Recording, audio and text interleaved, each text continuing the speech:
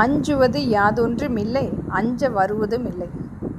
அனைத்திந்திய அண்ணா திராவிட முன்னேற்றக் கழகம் மக்களுக்குரிய நல்ல ஆட்சி அமைப்பை முழுமைப்படுத்தியிருக்கிறது. ஆனால் இன்றைக்கு மக்களுடைய மாற்றத்தை மிகப்பெரிய அளவில் ஏற்றுக்கொண்டாலும் வருகின்ற இந்த காலகட்டத்தில் மக்களுக்குரிய நலத்திட்டங்களை முழுமையாக ஆளுகின்ற ஆட்சி அமைப்பு கொடுக்கப்பட வேண்டும்.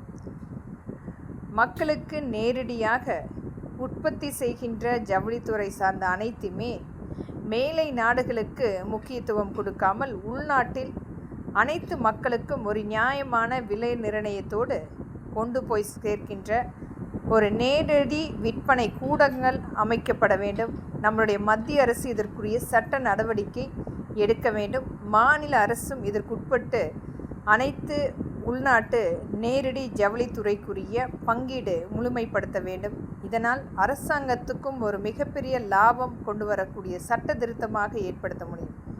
ஒரு முகவர்களாக மட்டுமே இன்றைக்கு மேலை நாடுகளிலிருந்து நம்மளுடைய உற்பத்தியை எடுத்து சென்றாலும் ஒரு மிகப்பெரிய அளவில் பாதுகாப்பு என்பது நிர்ணயம் செய்யாத ஒரு காலகட்டமாக நாம் பார்த்து கொண்டிருக்கிறோம். இது மாதிரியான அரசாங்கமே நேரடி ஒரு ஜவுளித்துறை உள்நாடு விற்பனை கூடங்களை கொண்டு வரும் பொழுது அங்கு உற்பத்தி செய்யக்கூடிய நிறுவனங்களுக்கும் பாதுகாப்பாக இருக்கும்.